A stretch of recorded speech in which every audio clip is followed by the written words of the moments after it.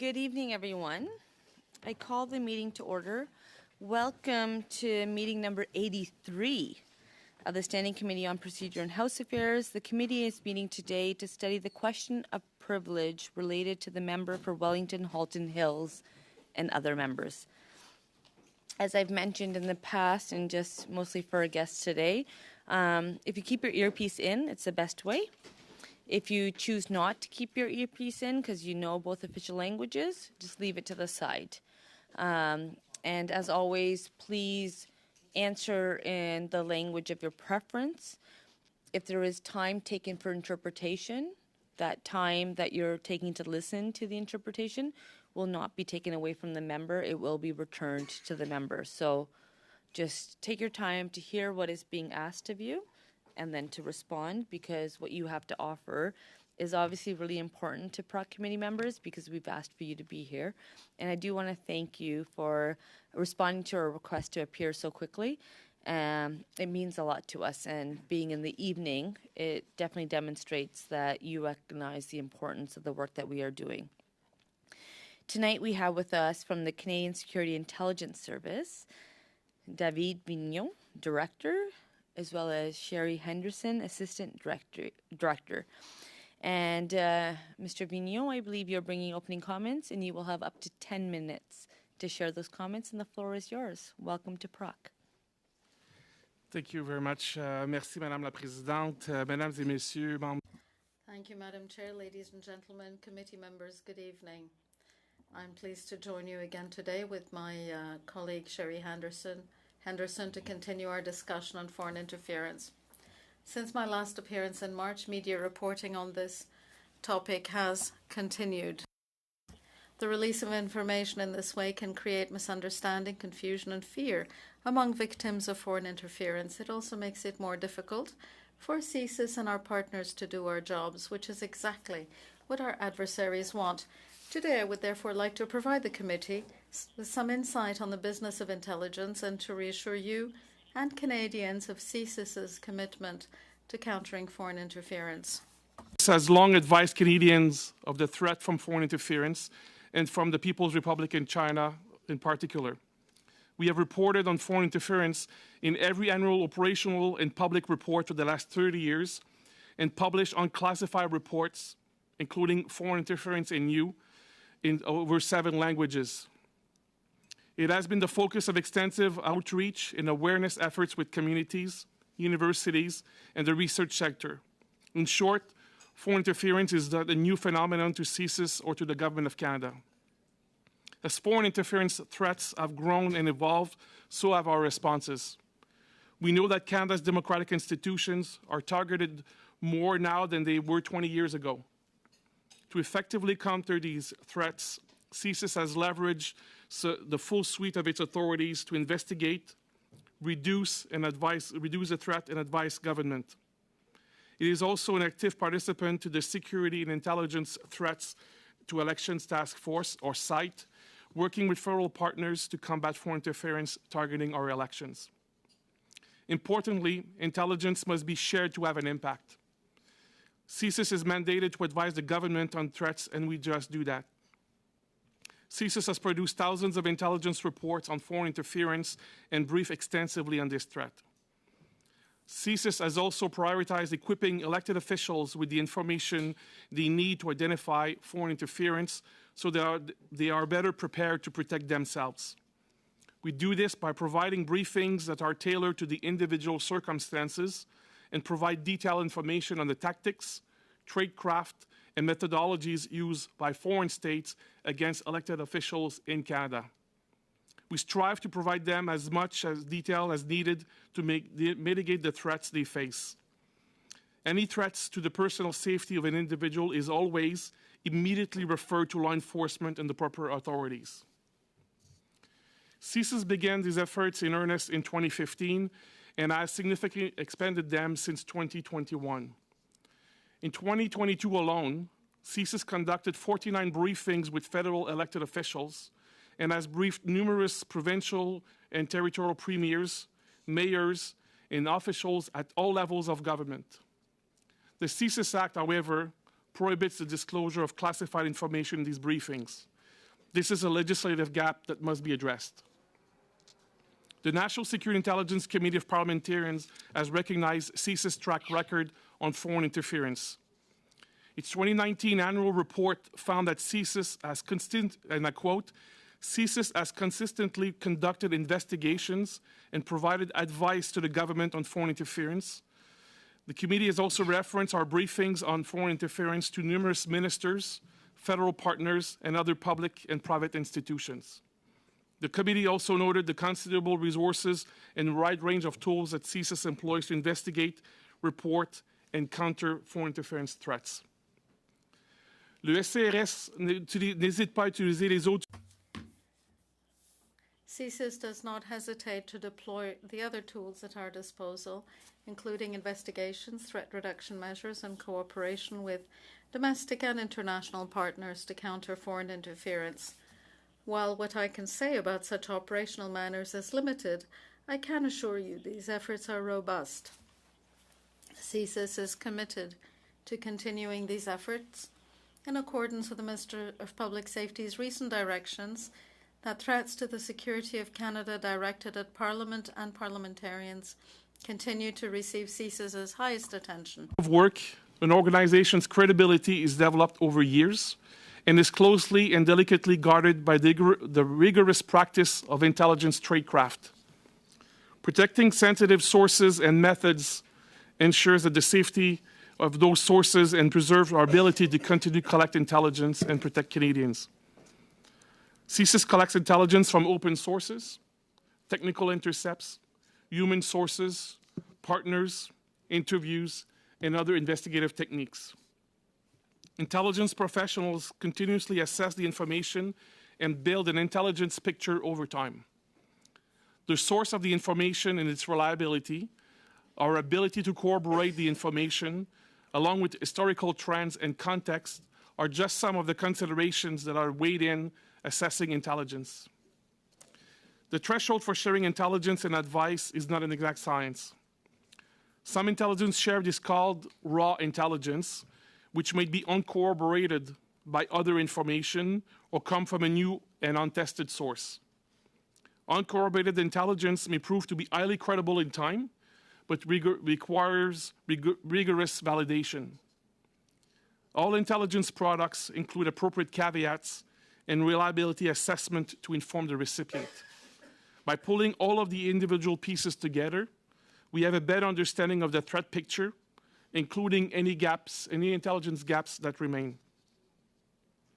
Assessed intelligence products are shared to inform decision-making by the Government of Canada. We are highly responsive to the government's intelligence priorities and requirements and adjust our collection according to the changing threats to ensure that we meet the government needs.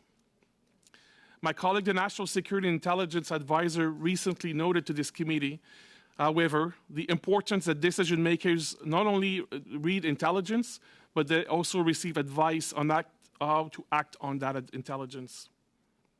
The appropriate response may vary in any given scenarios and must always consider the need to protect highly sensitive sources and investigations. It is also important to remember that intelligence is not evidence, although it can provide important information for law enforcement action. It is essential that intelligence meet the needs of its clients and customers. The National Security Intelligence Advisor also noted that there are improvements to be made to continually refine how intelligence remains a pillar of decision-making. My officials and I are committed to getting this right. Foreign interference is a perennial problem that has grown in scale and complexity in our digital world. Canadians are not alone in facing this threat. The world is changing with a return to states exercising hard power, interest, and attacks against democratic values. A weakened rules-based system, increasingly characterized by disruptive events, is just as ripe for exploitation by state influencers as it is by extremists. As security practitioners, we are acutely aware of these connections. Emerging technologies such as artificial intelligence will only further exacerbate these challenges. Protecting our values and prosperity in this new world is a priority of Canada and our allies. The stakes are high. This is a fight for democracy, which requires us to build societal resilience against foreign interference and bolster our democratic institutions. To do this, we need appropriate tools and authorities to counter threats and protect Canadian values. Informed and trusted discussions among communities, academia, businesses, and governments at all levels is necessary to properly calibrate our responses and ensure our toolkits are fit for purpose. Addressing foreign interference and protecting Canada's national security requires input from all corners of Canadian society. Countering this systemic national threat requires partnership with all Canadians. L'USCRS est résolu à être CSIS is determined to be a partner, a committed partner in this effort, and will continue to fulfill its mission to keep Canadians safe and secure. With that, Madam Chair, I will be pleased to answer the questions from you and your colleagues. Thank you, Mr. Vigneault, for your comments. I appreciate the pace. In the past that you've joined us and you've spoken quickly, and that's not helped with the two official languages. So I would appreciate that we would continue with that pace. And as always, regardless of the language that the question is posed, you have the ability to answer in the language of your choice. And when it comes to interpretation, that time will not be taken away from the member. So if we can just maintain that pace to ensure that anyone listening, and I'm sure there's many people listening, because this is a very important topic, that we do just maintain the pace. And I would appreciate that all members also just remember when switching from one language to another, that just a slight pause between one language from the other allows people watching virtually or online or later, it would be appreciated. So thank you for providing me those 45 seconds back from your 10 minutes. And now we will enter into 6-minute rounds, starting with Mr. Cooper, followed by Mrs. Sahota, and then Madame Gaudreau, and then Mrs. Blaney. Mr. Cooper, through the chair. Thank you very much, Madam Chair. Thank you, Mr. Vigneault, for appearing once again, and thank you, Ms. Henderson, for being here this evening. Mr. Vigneault, through you, Madam Chair, at page 27 of the Johnson report, Mr. Johnson states that an issues management note was sent from CSIS to the then Minister of Public Safety, Bill Blair, his deputy minister, as well as Minister Blair's chief of staff in May of 2021, warning that Member of Parliament Michael Chong, another MP, and their family in China were being targeted by the Beijing regime. Is Mr. Johnson's report accurate in that regard? Madam Chair, the report is indeed accurate. And Mr. Johnson further states at page 27 that IMU was not seen by the minister as chief of staff or the deputy minister because they did not have access at the time to what he called the top secret network email. Is Mr. Johnson correct in that regard? Madam Chair, that's the understanding I have from what Mr. Johnson said after having an interview or discussion with Minister Blair. So that is the understanding I have through the report. Well, do you have any knowledge or information that Minister Blair had knowledge of that, IMU, at the time? Madam Chair, I did not have any specific discussion with Minister Blair about that specific note. Okay. Well, Minister Blair has a very different version of events. He said, first of all, that there is no email account.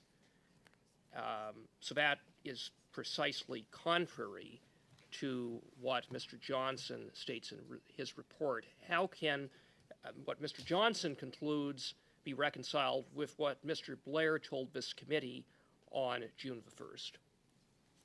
Madam Chair, my understanding of how the information flows from an agency to a minister is that this is sent to the department. In this case, Department of Public Safety is the department supporting the minister. And that would be one of the most usual way that information reaches a minister on a topic like this. So it will be unusual for the minister to receive classified information directly through electronic means. Okay, but it was sent by electronic means, is that right?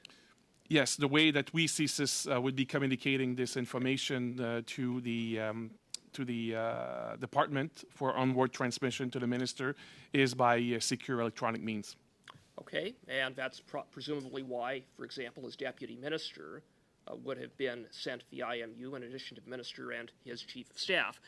But again, Minister Blair says there's no email account, and he further stated that whatever is brought to his attention is determined by you, the director of CSIS. That's exactly what he said. Is that accurate? Madam Chair, I think it is true that, a lot of the information that would be exchanged between CSIS and the minister will come directly from me or from one of my senior officials in different organized briefings. But we also have, I think it's important to note here that we have a lot of exchange of documentation. And the exchange of documentation would be coming, as I mentioned earlier, through mostly electronic means to the department to be able to be printed and made available to the minister. So these would be the two most common ways that we would be exchanging information. Minister Blair went further. He said you, as the director of CSIS, would decide what to brief him on, that he would wait for you to advise him. And secondly, he said, quote, the director determined that this was not information the minister needed to know, so I was never notified of the existence of that intelligence, nor was it ever shared with me. That's what he said on June 1st. Did you determine that this was information, that information being the IMU, that the minister did not need to know?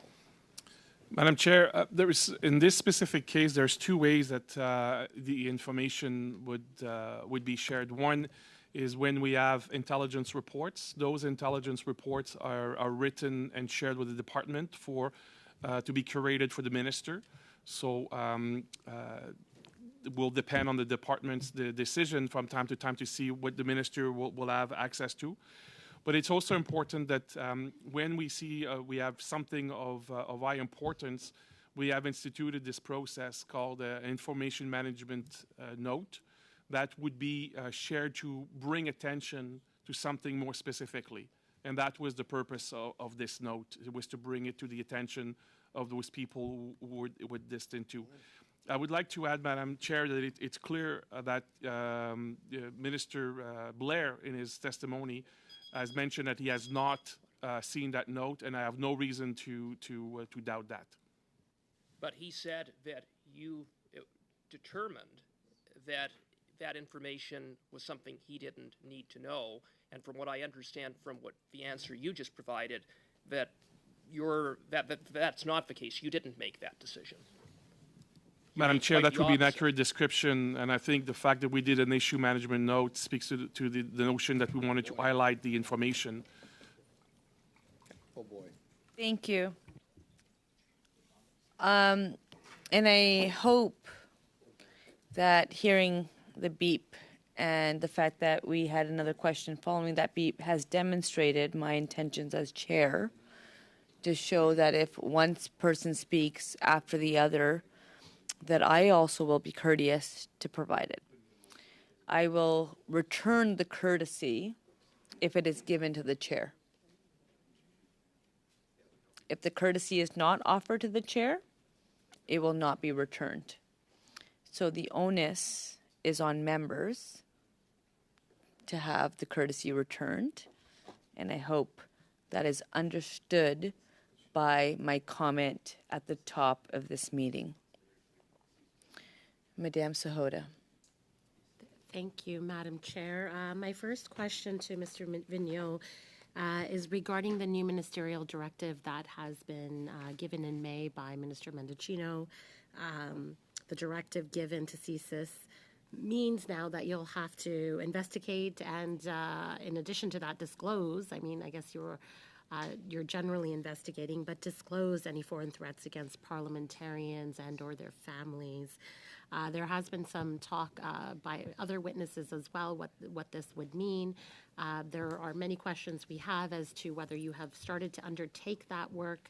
Have you started to contact parliamentarians? When would this new expanded process begin? And if it already has begun, what does that process look like? And I guess the follow-up to that also is, what are your concerns or comments that you might have regarding that? Because there have been some concerns brought up that perhaps briefing us on every matter may also lead to some confusion at times.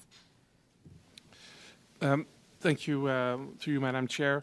I think it's, as I mentioned in my opening remarks, CSIS has been investigated for interference since its inception in 1984. It's part of the Act, and that includes foreign interference directed at elected officials.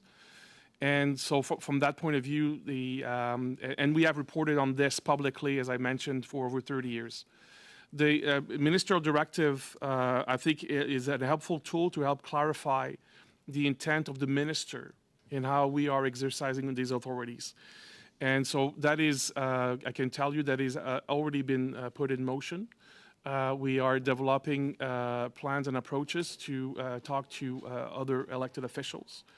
And that ministerial directive, Madam Chair, is also important to be taken into consideration of the limitations that I have mentioned. The CSIS Act is clearly limiting the ability of CSIS to share classified information.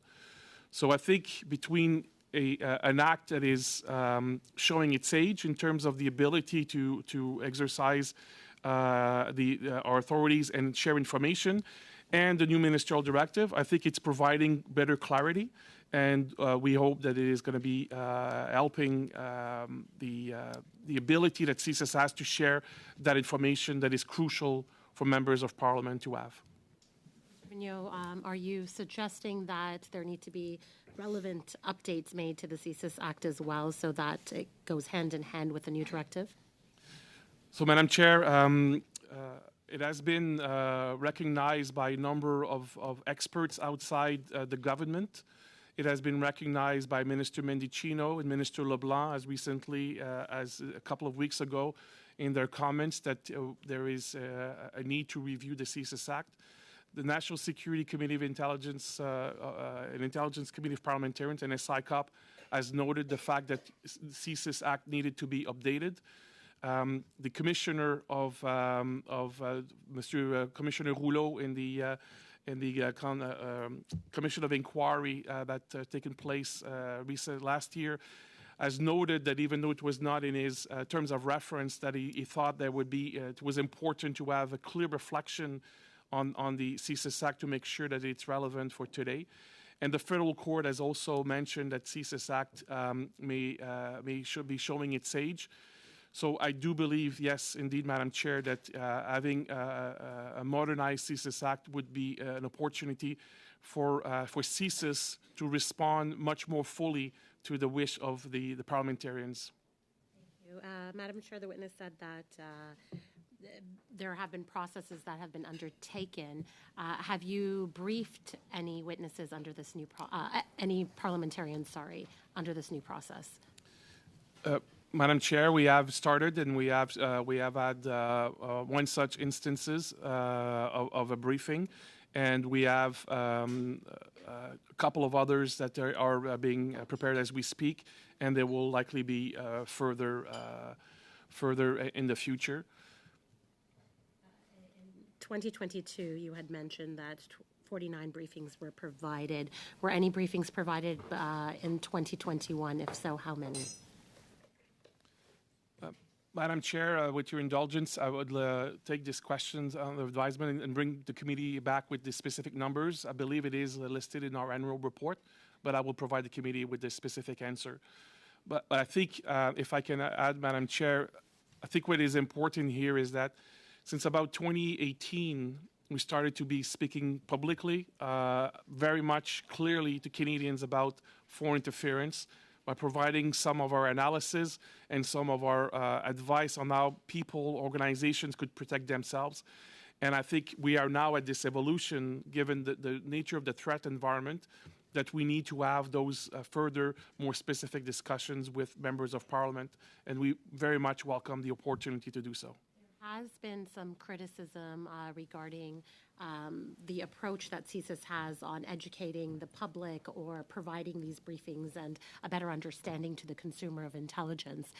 In addition to that, we know we have public hearings coming up, so I'm hopeful CSIS will be involved in those public hearings, learn from diaspora groups, and we are learning from CSIS and the National Security Advisor as well that there's other countries that previously were not mentioned as state actors that are a threat to Canada when it comes to foreign interference. What are your comments on that? Why have new countries been added to the list?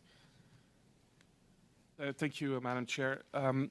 So on the question, on the first part of your question, Ms. Sauta, I think that the working with the diaspora community is not only important, but I think it's the only way that we Canada will be able to have increased resilience against foreign interference. And this is why about 4 years ago, CSIS reallocated internal resources to create a stakeholder engagement group, which has been dedicated to engage with these partners. Thank you, Madam Chair. Thank you. Madame Goudreau? Merci beaucoup, Madame la Présidente. Thank you, Madam Chair. I would have a great many questions, and I've focused. I'm going to read them to you. First of all, we've heard a great many witnesses on foreign interference over the past 4 months, and what I have really seen is that the threshold at which a notice is given is too high. CSIS produces thousands of briefing notes. For elected officials, the government machinery doesn't have a culture of informing. And most staff and resources generally don't think of doing it. There hasn't been a significant adjustment to deal with the geopolitical situation as it is now. There's been not much change since 2015. Now, what happened between 2001 and 2015? We know that as of 2015, things are a certain way, but before that, things didn't change for 20 years. I'd like to hear you on that. Thank you for the question, Madam Chair. There are many parts to your question, and I'll take them in order if I may. With regard to the culture of providing information, Canada is valued around the world. It is part of collective defense alliances like NATO. We have a unique partnership with the U.S. We are protected by 3 oceans. So we are a country which, unlike many others, has worried somewhat less about national defense. But it's not a bad thing to be less threatened than many countries, but that's how it is. Since 2001, that was the year of terrorist attacks by Al-Qaeda, and that brought about a shift in perceptions of national security. Terrorist groups monopolized the attention of many countries. There was a massive investment, not only in resources, personnel, and money, but investment in partnerships with other countries. And the focus was on protecting Canadians from terrorist attacks. Since 2015, and if we look at the annual CSIS reports, we've seen a significant change. The focus is not only on terrorism, but there's a more detailed way of seeing terrorism. There's religious terrorism, like Al-Qaeda, and ideological terrorism, like groups that perpetrate violence against women or white supremacists. So the same applies to foreign interference. We have reallocated resources internally to deal with the threat. The changes that have come about and that were commented on by some stakeholders are reflected in the directives of the government on requests to information, the information they want us to produce, and it's reflected in the resources allocated to CSIS. That shift towards facing state threats has happened, and we are seeing China rise up as one such threat, as a destabilizing geostrategic influence. Russia has invaded Ukraine. We are seeing a return to state threats against Canada.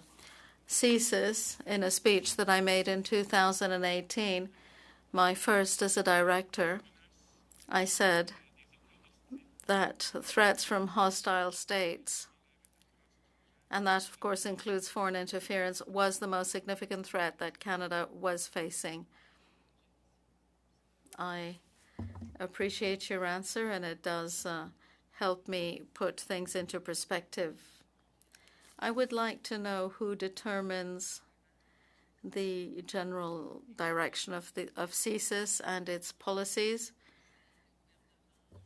Do you advise governments where to invest resources, or is it the government, in fact, who asks you to focus on certain issues? I would like to see this in my mind to understand how things work. Madam Chair, that is a very important question. And I think in future work it would warrant attention. Intelligence priorities are clearly established by Cabinet. Cabinet makes decisions and conveys to us intelligence directives. Within CSIS, or for CSIS specifically, the Minister of Public Safety receives those directives, and given our specific mandate, because we have a specific mandate as do other agencies, so each minister provides us with a ministerial directive. On that basis, there is a discussion on resource allocation, which takes place internally rather than interdepartmentally. Thank you. Thank you. Ms. Blaney. Well, Chair, before I start, I just want to let you know that I did get bumped off. We have a bit of a windstorm here. So just if you could watch the interpreters to make sure that my sound is good, I would really appreciate that. So I thank you so much. I'm gonna take that before I go into your time to say I want to make sure we do a sound check to make sure we're all okay. Interpreters, if you can give me a thumbs, I've got a thumbs up. So thank you for that courtey. The floor is yours. Thank you so much. The interpreters work hard for us. I want to make sure we do right by them. So I just want to thank so much the witnesses for being here today. And I do have a question. Mr. Morrison was here earlier today and spoke about Mr. Chong receiving a defensive briefing. And when Mr. Chong came to our committee, he was very clear that that was very, very helpful. The problem, of course, was that he didn't know while he was receiving that briefing that he was actually a target, and that his family, both in the country and outside of the country, were potentially a target. And so there's some really big concerns there. So I'm just wondering, why was the choice made to give him this information, but to not inform him of the concerns that it was indirectly addressing? And the second part of that question is, how many members of Parliament got a defensive briefing? Thank you, Madam Chair. If I can say from the outset that going back to my opening remarks, I do believe that members of parliament should be receiving more information. I think the world that we're in now requires that we adopt our approaches, and that includes CSIS.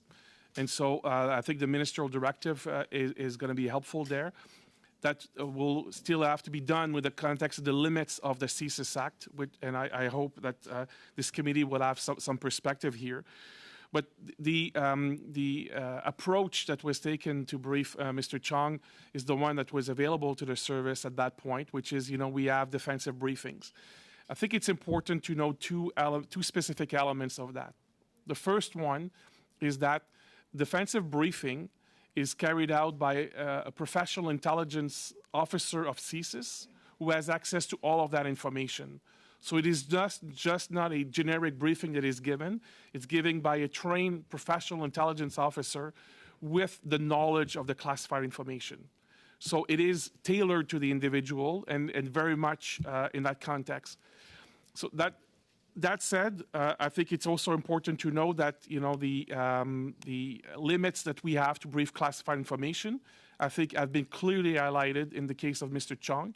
And I do believe that this is the kind of evolution that we will see, not just from a CSIS authority's point of view, but in terms of the culture of what we have related to national security, which is we need to engage more. And you have my commitment, Madam Chair, that CSIS is fully engaged in that. So still, I didn't get an answer to how many MPs. So I'm going to ask that again. But I also want to point out, I think it's interesting what you said, that it was really targeted. So although Mr. Chong didn't know the whole story, the information was targeted. So how many MPs have been briefed? I don't need to know names. I just want a general ballpark figure. And the other thing is, Mr. Chong spoke very clearly in this committee that was extremely helpful, and that briefing helped him have awareness, and he started to see things differently in terms of activities that were happening. So I'm just wondering, is there a plan to have defensive briefings for more MPs, or in fact all MPs? Is there a general way that MPs can learn how to notice what's happening so that we can also be part of the solution by letting the appropriate officials know? Madam Chair, thank you for the question. I would not be in a position to share a specific number of the MPs. However, I think what is clear is that the commitment from CSIS and the specificity of the ministerial directive to make sure that all MPs will be briefed. And that's a direction that we have and we will carry out. I think the member is raising a very important point as well, is those defensive briefings to all members of parliament, and I would say all parliamentarians, including in the Senate, I think is absolutely essential. The plans have been developed, and I think they have such plans that are almost ready to be put in place, and CSIS will be an active participant in briefing all members of parliament. If I could add, Madam Chair, as well, is that over and above the elected officials of the federal parliament, I think, as I mentioned, we have been engaging directly with elected officials at all levels of government, provincial, territorial, municipalities. And I believe that we need to continue to do that, because what we have learned over the years is that the opportunity to engage in foreign interference is not limited at the federal level, but there are very specific actions that are being taken at all levels of government. And I should have included municipalities into that list. So I believe the member is right to say that we need to increase the number of briefings by CSIS and by other organizations to help build resilience in Canada. If I could... So thank you for that. And I just have a few seconds left. So one of the things that has come up again is misinformation attempts are particularly problematic in rural, Indigenous, and ethnic communities. And the vulnerability is higher there because of the lack of information, maybe lack of reliable media sources. So I'm just wondering, is there any work being done on addressing that huge gap? Madam Chair, I think it is a very relevant point because we have seen over the years the ability of media in languages other than French and English being used and abused by different countries to accomplish their goals.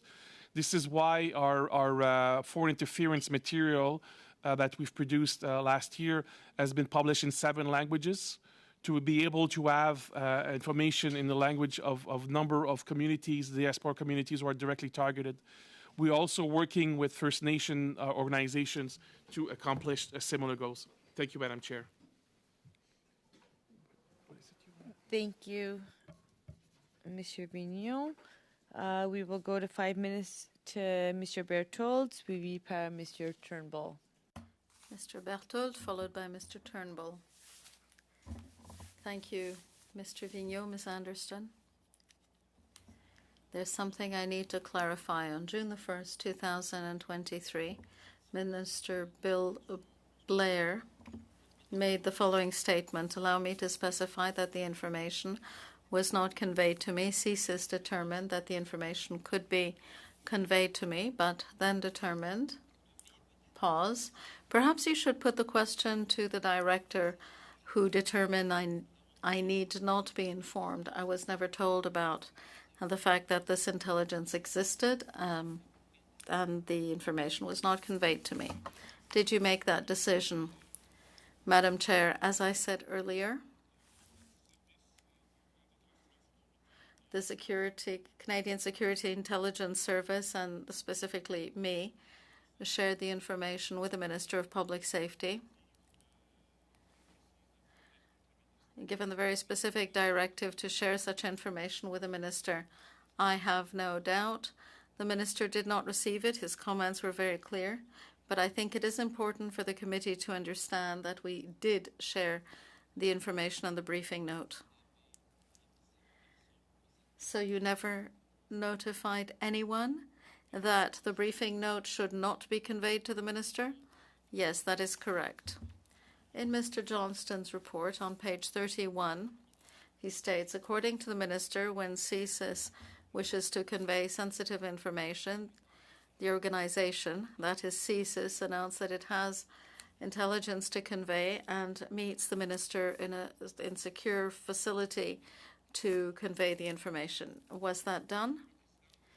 Madam Chair, perhaps I can be more specific. There are 2 ways in which we brief the Minister. The first is in person or by secure video conference. Often, we also send documents to the Minister's attention by email. No, I don't usually use email for classified documents. I send classified documents and there are discussions, but that is not a form of transmission I would use. So you announce that you have intelligence for the Minister and you meet him in a secure facility to convey it. Was that done?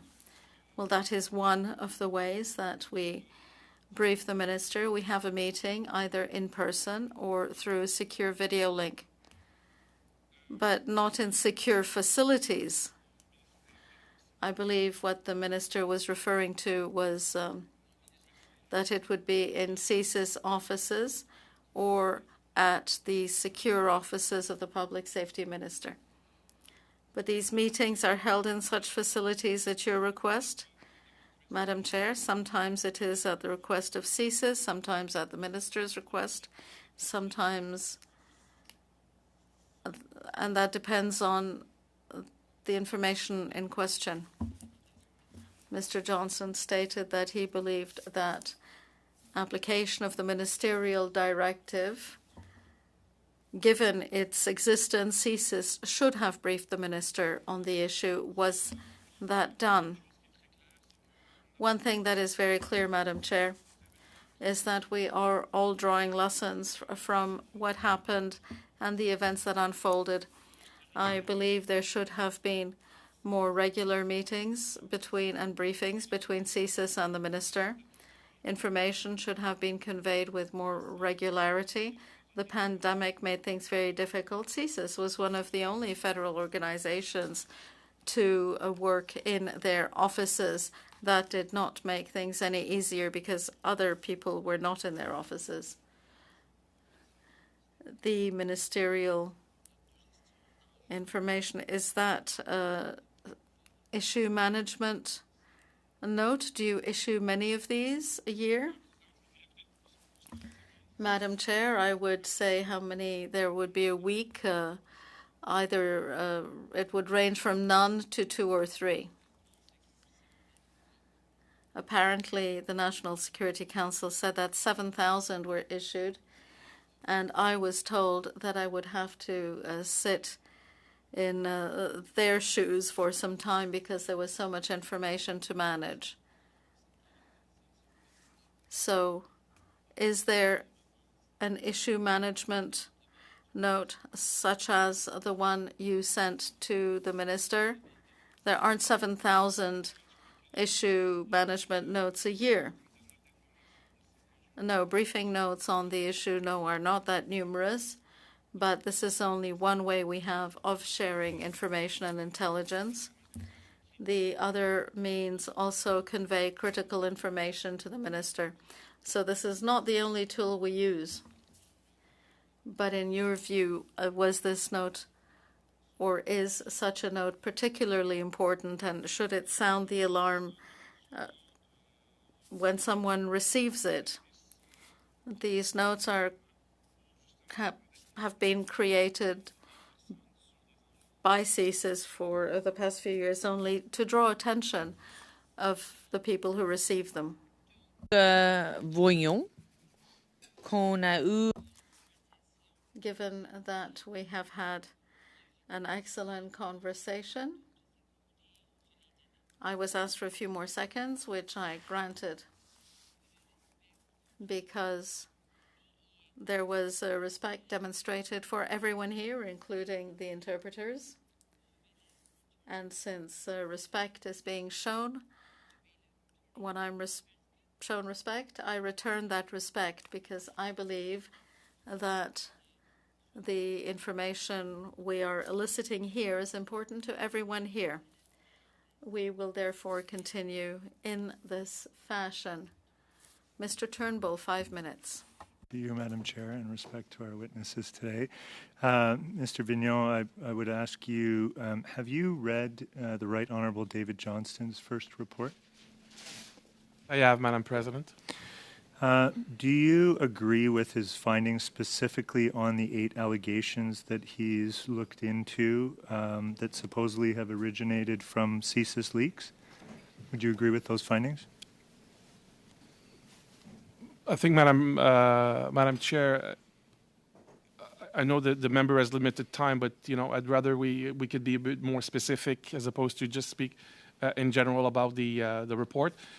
I will make a specific comment, which is that generally speaking, yes, I do have I do believe that they were I agreed with those findings. Thank you. So the annex to Johnston's report that refers to all of the intelligence in context that he gathered, all of the interviews that he's detailed in his report that have informed his interpretation of those facts, you would say are fairly accurate from your perspective? That would be accurate, Madam Chair. Thank you. And that seems to coincide with multiple ministers, deputy ministers that were on the critical election incident public protocol, the National Security and Intelligence Advisor, and yourself. So there seems to be a corroboration of at least 4 or 5, maybe more sources that agree with the interpretation of the facts in these particular matters. I think that's important. Mr. Vigneault, do you think partisanship has had a negative impact on the national security and intelligence community within the last few months as a result of these parliamentary proceedings? Madam Chair, I think it's a very important question, and I'll limit to my comments to my position as a director of CSIS. I would say that the politicization of national security is not just recent. It has taken place for a number of years now, and it is not conducive to have the most significant discussions and beneficial discussions to be able to put the country in the best possible position to defend itself against increased threats. So therefore, when leaders are offered opportunities to review the facts in these matters, i.e. the annex to Johnston's report, would you say that that would be a good way to take out the partisanship by getting fundamentally related to the facts? Madam Chair, I would I would argue that any opportunity to better understand the threat picture that Canada is facing is an important opportunity. Thank you. If you had to compare the foreign interference attempts of Russia and China, who attempts to interfere more, and how do their tactics differ? Madam Chair, as I've said before, and I want to be respectful of the committee, so I am limited in what I can say in public setting.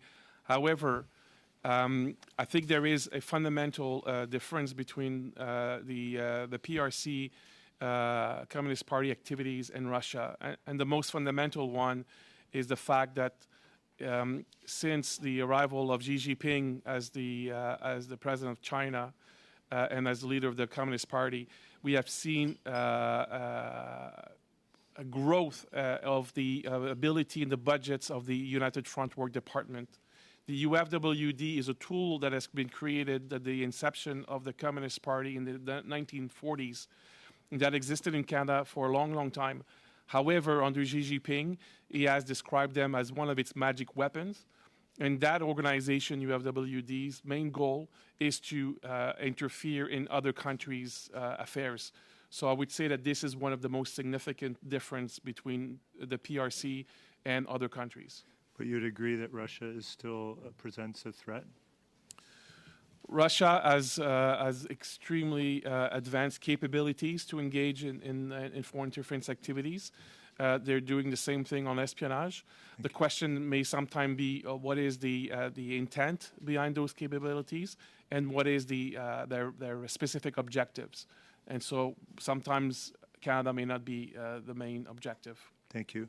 And would you agree that whatever form the public review process takes, whether it's a public inquiry or some other form of public process, public hearings, etc., that we should do a comprehensive review of foreign interference, including China, Russia, and other state actors? Madam Chair, I think as an intelligence organization, of course, we look at foreign interference from irrespective of the source of that interference. We look at the threats to Canadians. So, of course, we're going to be focused on that. I can assure the committee and to you, Madam Chair, that CSIS will support any process that Parliament and the government decides to put forward. I think it's a critical issue for the government and for Canadians. Thank you. Madame Gaudreau. Merci. Thank you, Madam Chair. On the interference issue, as a member of the Five Eyes, you're aware of what happens elsewhere in the world. We've seen this in Australia. We've seen it in other members of the Five Eyes, that interference is very intense. Take France. Candidate Macron in 2017 had been hacked during his campaign. And you'll see what I'm getting at. The hacking was orchestrated by Russia. The French counter-espionage system opened an inquiry. And the French people were told about everything that was happening. Why, in Canada, did it take leaks for CSIS to be working more intensively on this now? Madam Chair, the member is raising a very good point. The issue of foreign interference in France happened 1 or 2 years after the revelations on interference in the US elections, so there was particular attention being paid to this. And it led to Canada's establishing the interdepartmental task force site to coordinate all relevant intelligence. So lessons were drawn from that. Madam Chair, I would draw the members' attention to the fact that CSIS, in its annual report on communication, sets out many details on foreign interference. It probably doesn't have the same media impact as leaks do, but there is a lot of very specific detail provided in those reports. If I may, I would say that the intent was not necessarily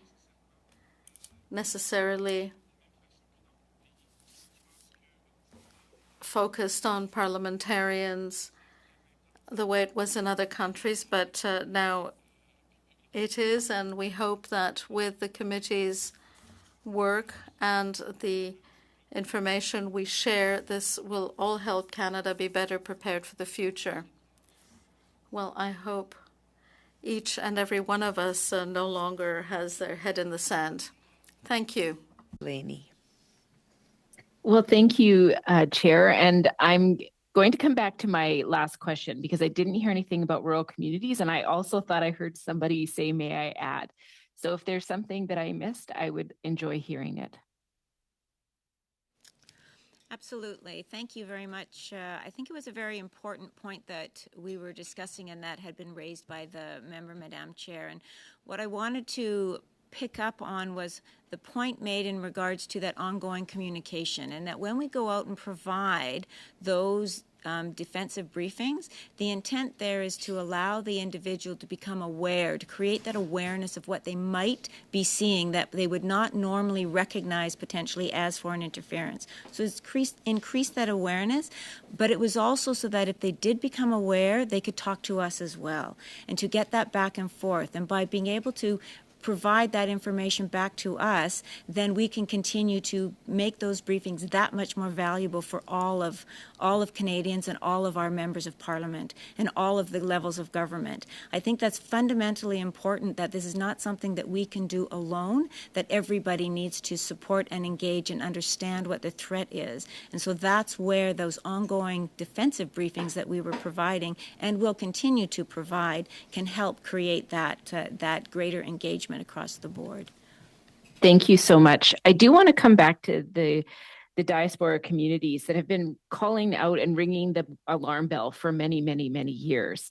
And we've heard from witnesses in this committee that many from the community feel ignored and often unsafe, that they've gone to the RCMP, they've made they've got case files, but they just don't hear back. So I did hear you talk about a stakeholder engagement group. So I'm wondering, is there terms of reference, and what is the strategy of that group? And could we see the terms of reference if that's possible? Thank you, Madam Chair. I'll make an undertaking to bring back some more specific information about this group because I think it's a very important tool. This is an area that I think is very important because CSIS is an intelligence organization that operates in a democracy governed by the rule of law. We are not in other countries. We're not independent and trying to behave in different ways. And I think it's critical our engagement with those communities. And I will welcome the work of this committee to do more of that in the future. Thank you. Thank you. Mr. Cooper. Thank you, Madam Chair. Mr. Vino, following up on my line of questioning and that presented by Mr. Berthold, I want to make sure that I fully understand what you have said with respect to the IMUs. As I understand it, there are intelligence reports that are produced in the thousands each year, and then there are IMUs in which, on average, 2 to 3 are produced a week, and IMUs are produced because it is quote, and I'm quoting you, when we see something of high importance. Is that correct? Do I understand you correctly? That would be accurate, Madam Chair. Okay, thank you for that.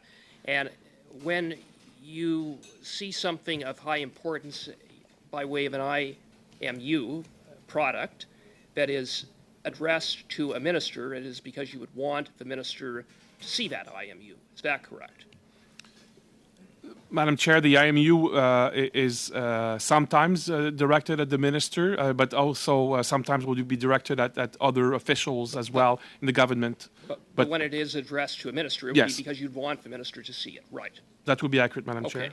And I just want to go back to Minister Blair's testimony. He said, and I think it's just important to put it on record, on June 1st, he said, in specific response to the issue of the IMU concerning MP Chong, quote, the director determined that this was not information the minister needed to know, close quote. He further went on to say, in this case, they, being you, made an operational decision that was not required, closed quote. And he then added that he was not provided this because of your supposed operational decision that he characterized as one that was quite appropriately made. How do you explain the minister's testimony? Because it's not just a case of him not seeing it. He's talking about an operational decision that was made by you that he even went on to say was quite appropriately made in not informing him. I think, Madam Chair, what is clear is that the process did not work. I think myself and other witnesses in front of your committee have spoken about the fact that the way the intelligence is being ingested by different parties at ministerial level, but also at all levels of officials, the system is often not maybe adequate, and there is a need to make a significant improvement. And I would venture to say that this is one such example. That where the information was meant to be seen by the minister, it was not, and I think it's a problem that we need to fix. It's a problem that is important because people of CSIS and other intelligence organizations do take risk to collect this intelligence, and we need to make sure that it is available to the right people. And I certainly agree with you, Mr. Vino, through you, Madam Chair, that this is something the minister should have seen, and I have a lot of questions for the minister as to why he would make such statements that fly in the face of what you have said, making very specific claims about certain operational decisions that he claims were quite appropriately made to keep him in the dark on a matter that you said is prepared in the way of a report when we see something of high importance, and I can see why it was of high importance given what we were dealing with, which was MP Chong and another MP and their families being a target of the Beijing regime. We know that after the IMU was prepared that there was a CSIS memo of July 2021 that revealed that MP Chong and I believe other MPs were being targeted by Beijing. Jody Thomas, the Prime Minister's National Security Advisor, when she appeared on June 1st, said that that memo from CSIS was sent to the PCO as well as the Deputy Ministers of Foreign Affairs, Public Safety, and National Defense. Was that memo sent to anyone else, to your knowledge? Madam Chair, for sure those individuals, I don't remember if there were other individuals, but that would have been the most senior people that would have been the recipients of this. And very briefly, Madam Chair, was that memo an IMU document or product? Madam Chair, if I recall correctly, this memo was what we call an intelligence assessment. So not raw information, raw intelligence, but an analysis of the intelligence available on a specific topic. Thank you. So once again, I have demonstrated that when we take turns, that I will provide leniency to make sure that we get through our round of questions. With that, Madame Romanado. Thank you very much, Madam Chair. And through you, I'd like to thank the witnesses for being here. Monsieur Vigneault, I will ask a couple of questions. If you could just answer kind of yes or no to confirm, because I have multiple questions and limited time. Can you confirm that the IMU referenced for May 2021, did it identify MP Chong in any way? Mr. Chair, unfortunately, I'm not at liberty to speak about classified nature of our information. I apologize to the member, but I'm not at liberty to speak in details about specific information of classified nature. Therefore, can you confirm if the July 2021 intelligence assessment identified in any way Mr. Chong? I'm trying to get to the point of the question of privilege. Can you let me know if that memo, intelligence assessment identified Mr. Chong? Mr. Chair, unfortunately, I cannot provide the specific answer. What I can, hopefully that's helpful to the members, say is that for the people who are receiving, sometimes, we produce information, even when it's very sensitive, where names are included. Sometimes names are not included, but are available to people who have the right need to know, and so that process exists and is used frequently. Mr. Vigneault,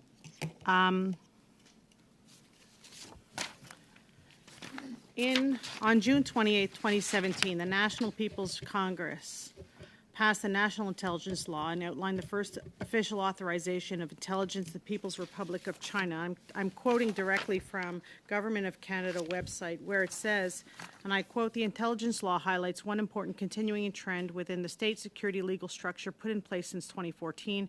Everyone is responsible for state security. As long as national intelligence institutions are operating within their proper authorities, they may, according to Article 14, request relevant organs, organizations, and citizens provide necessary support, assistance, and cooperation."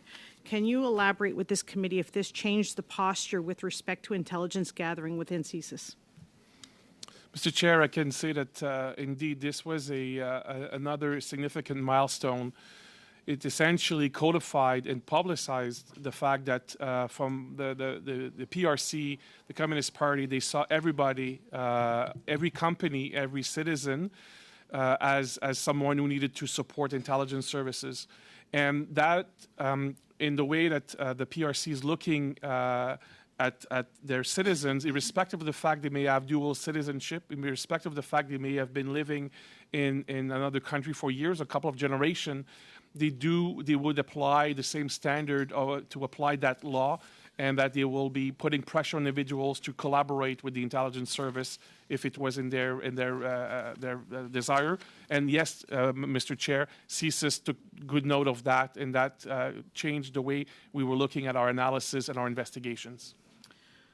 So with respect to that, we understand that according to testimony from Mr. Chong, he testified that he was made aware of direct threats to him early May 2023 based on reports and a subsequent briefing.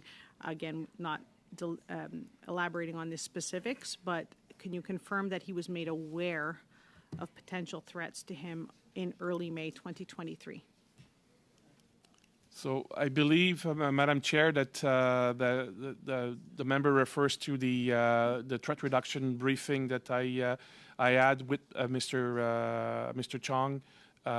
So yeah, I believe the date is accurate. I can confirm, but that would be the first time that we would have shared that classified information with Mr. Chong.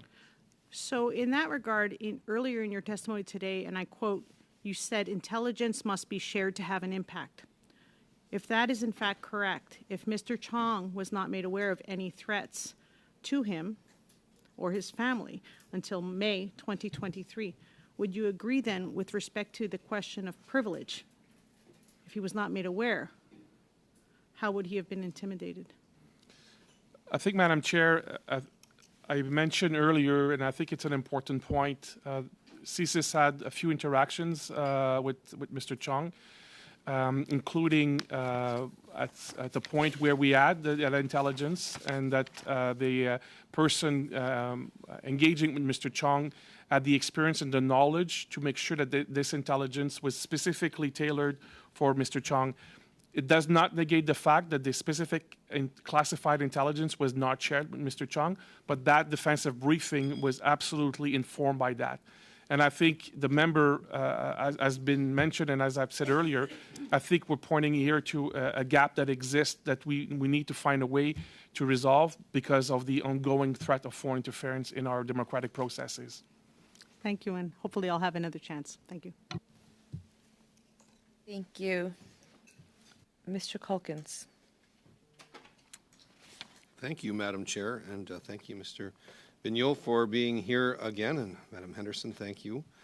I've got just a few questions to help me understand the difference between an intelligence assessment report, which I think, if I understand correctly, comes from the Secretariat and was sent, if I understood Mr. Rigby's testimony correctly, this information was collated and sent to the National Security Advisor, Public Safety, Foreign Affairs, and National Defense. And what's the difference between that assessment and an IMU or the issues management note? What's the difference between those two? So, Madam Chair, I think it's an important point given the fact that there's been a lot of references to different intelligence processes or documents. Intelligence starts from collecting information. So you have initial information that will be what we call a raw intelligence product. You got data. We have data, we have information. It could be coming from different, partners. So that information, is used by intelligence analysts to create intelligence. So you'll have one report that would speak to something specific we know. A compilation of these reports, those building blocks, plus any other information, open source information from our allies, information from other intelligence services, is then used by our specialists, our experts, and that's what they will produce, what we call an intelligence assessment, to try to paint a picture of a situation. Okay. And I think that was the document that was referred to earlier of July. The IMU note is what it, so IMU, so issues management note, is a tool that, given the fact that there's so much information, there's so much moving parts in our system, we have put in place this tool to draw the attention of different people, sometimes ministers, but often the rest of the bureaucracy, of something that we want to draw our attention to. So it may not be containing any intelligence. It may just be something that is happening that we want to be mindful of.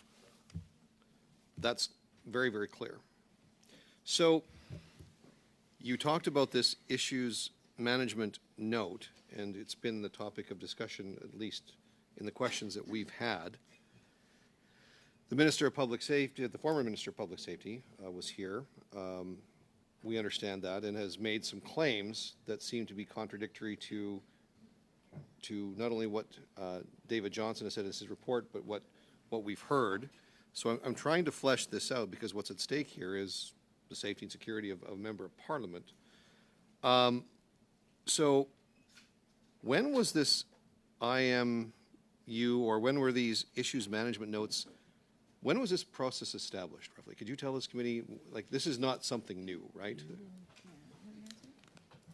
So thank you for the question, Madam Chair. We actually established the issue management notes probably back in 2015, about that period of time. And the intention was because we have a very robust process in sharing intelligence, and as Mr. Vigneault has indicated, we have what we call a raw intelligence product, then we have an intelligence assessment product, but those go to a very different audience. Those go to all of the individuals within the S&I community.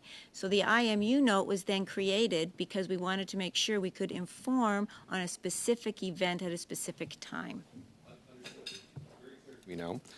It's so you've got these notes are well established. This is not something new. Nobody, they've been around since 2015. Nobody can reasonably claim that this is a new process, or I fail to understand how this process works. Is there a higher way to signal importance? Because from my perspective, I'm seeing this as a red flag on an email. when we send emails to each other, we mark priority or importance on emails. So this, to me, seems like a red flag on an email from a layman term perspective. But I can also send a read receipt. So if somebody opens the document, it tells me that they've actually read it. Are you aware? Do you have any signal to indicate whether or not the information that was sent in the IMU in question was actually opened and read? It seems to, like, basic email service offers this. Does our intelligence sharing have a similar type of guarantee or certainty that the information important enough to be flagged is actually read?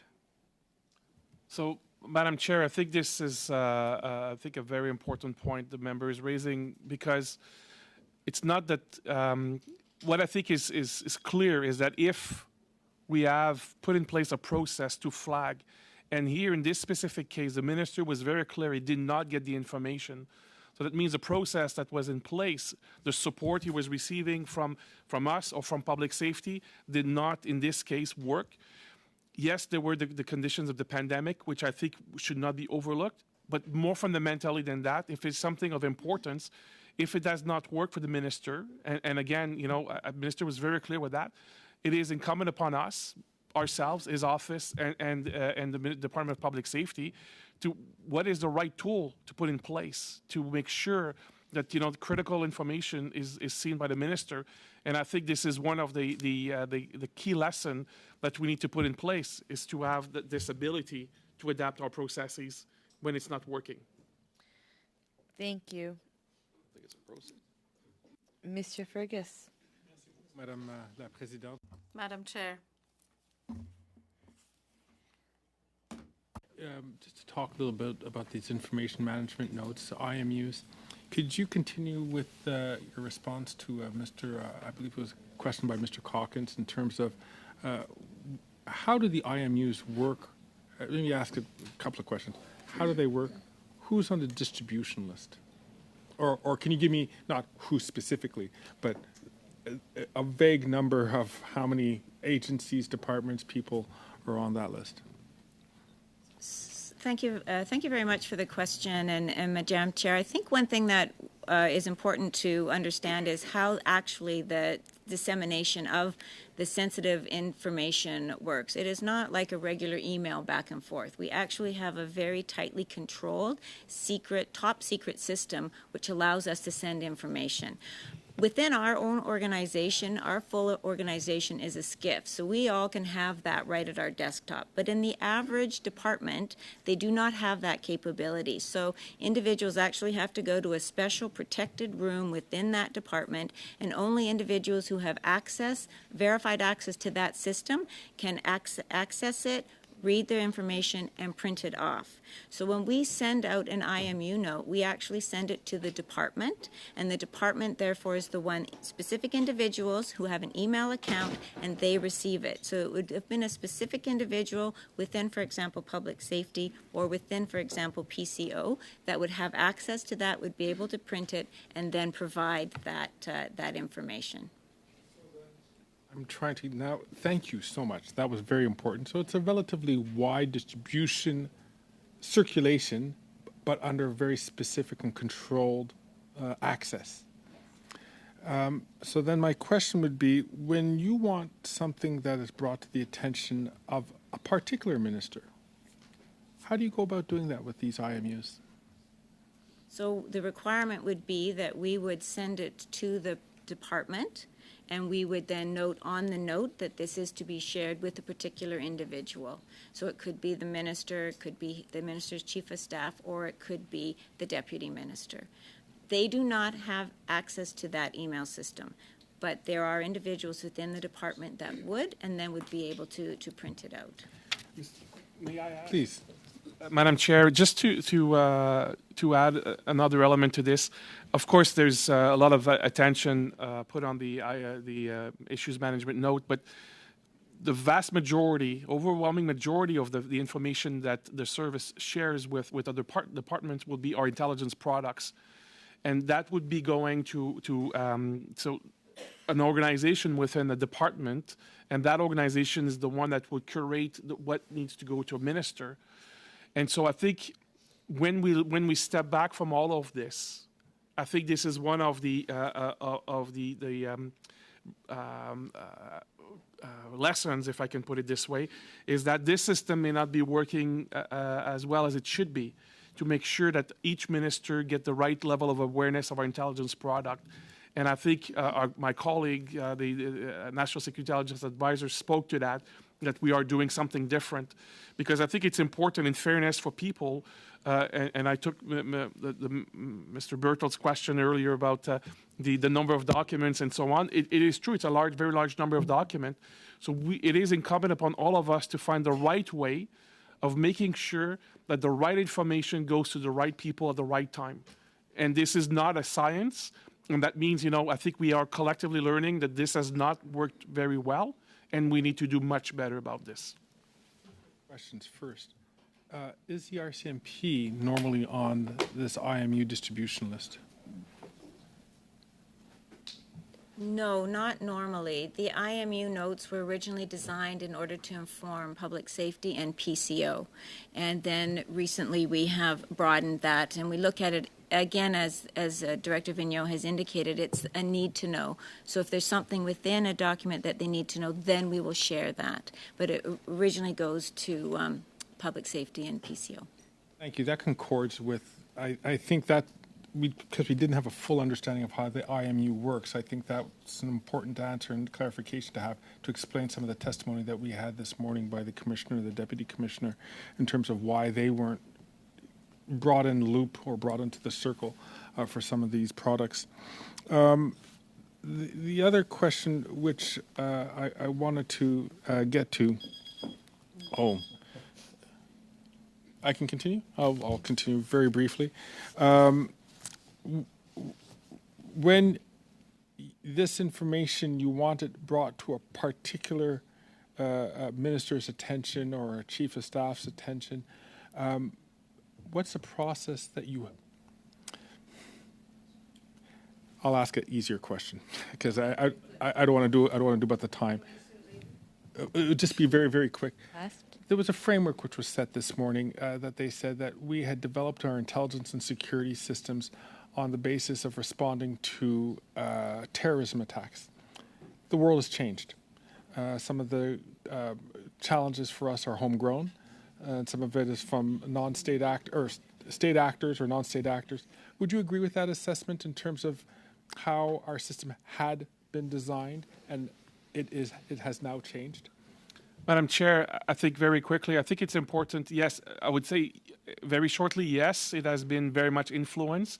I think the evolution has been ongoing for some time about how we have to adapt to our different processes around intelligence, sharing and the focus. And but I think we have done some of that work already. It's not over. It's not done yet. Thank you. Thank you so much. I guess sometimes confessions are good. So I think all of us know that I come from the Waterloo region. Last night, the Denver Nuggets won the championships, and Jamal Murray was right there. He's born and raised in Kitchener, Ontario, like I am. So I am in process of just drafting an SL31. So I would appreciate if members would keep their comments tight so that I can do some of my other work while also paying attention to this work. And we will make sure that all the time balances out. But kudos to Jamal Murray for bringing home the NBA championships for the Denver Nuggets. Madame Goudreau, 2 minutes et demi. Ms. Goudreau, 2.5 minutes. Thank you, Madam Chair. Last week we met the Sergeant-at-Arms. We heard the Sergeant-at-Arms who confirmed, because we are concerned about the security of parliamentarians, he talked about a memorandum of agreement between CSIS and the House of Commons for information exchange in order to avoid what we have just experienced and more that we may learn about. The Sergeant-at-Arms said that details have yet to be finalized. What sort of protection can we expect, since the issue of protecting members is really quite a specific one? Madam Chair, when it comes to protection against foreign interference. There's protection of computer systems. There's protection that's physical protection. We have no information that there have been any physical threats against parliamentarians. Had that been the case, authorities would have been informed immediately.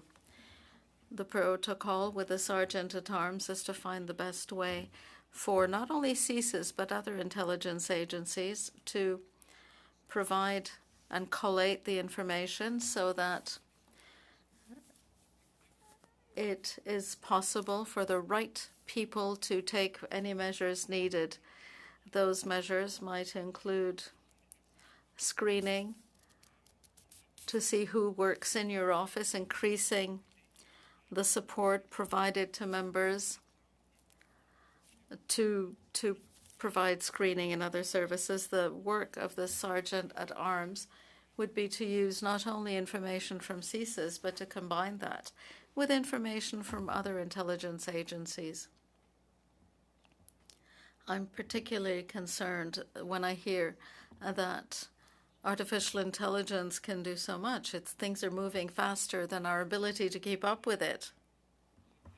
Madam Chair, I would provide the member with some assurance. Technological capacity is proceeding at a pace that sometimes exceeds the resources of authorities and agencies. That is indeed true, unfortunately. Recently, our stakeholder engagement group held a meeting with a few hundred people, including journalists, on artificial intelligence and deepfake creation to increase awareness. Thank you. Ms. Blaney. Thank you. And I'm going to come back to the stakeholder engagement group. So you ended at a perfect place to continue my questions. So I'm curious about how people are selected for the stakeholder engagement group. What is the criteria? And does it change to reflect any sort of threat that we might see from other countries? So if a new country is becoming a threat, is there the flexibility to respond to that and make sure that that stakeholder engagement group is reflective of the issues that we're facing? Thank you, Madam Chair, for the question. And a couple of reflections, if I can, on this. The group is a small group, dedicated professionals. And what they do is they rely on the support of the rest of the CSIS organization or other organization as well. So specifically to the question, if there were to be a new specific threat vector, they would have the ability to get the support from any other experts inside the organization to get the information and find the right vehicle, the right venue, and understanding also the sensitivity of some of these groups, including nervousness to meet with an intelligence service and find the right way of engaging. And that sensitivity, I think, is one of the reasons why they have been effective, is that they're coming with trying to understand the situation, the specific reality of the group they will be engaging with, the individuals they're engaging with. And I think this is something that we continue to learn and try to get better at. So following up on that, so does the diversity of the stakeholder engagement group reflect some of the groups that you're trying to outreach? Like when I think about the testimony that we've heard right now so far from some of these groups, they've talked about the fact that there's often a high level of fear for people to come forward. They're concerned about their loved ones overseas. They're concerned about their own safety and that of their family. We know that a lot of those communities have a very poor relationship with previous governments and police in terms of the authoritarian government. So I'm just wondering, how is this outreach? Because to me, when I think of these groups, they have been ringing the bells. They've been saying this is happening, and they weren't heard. So I want to make sure that the systems that you're putting into place actually bring them in instead of just pushing them further away. Madam Chair, I think it is a critical lesson. The member is raising a critical lesson that has been learned. And we do strive to have a very, very diverse group of people who will be doing the engagement. And when it's not possible, given the fact that we're engaging with lots of very diverse group, we put the premium on people who will understand how to work with these communities and engage in long-term relationship. A number of these groups we have met. We try to be careful with what we say publicly because we do not want to for these groups to be thinking that we're just doing this for PR questions, but we also do not want to put a target on their back by the people who are interfering with their activities. Thank you.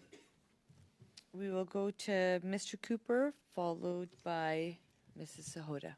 Mr. Cooper.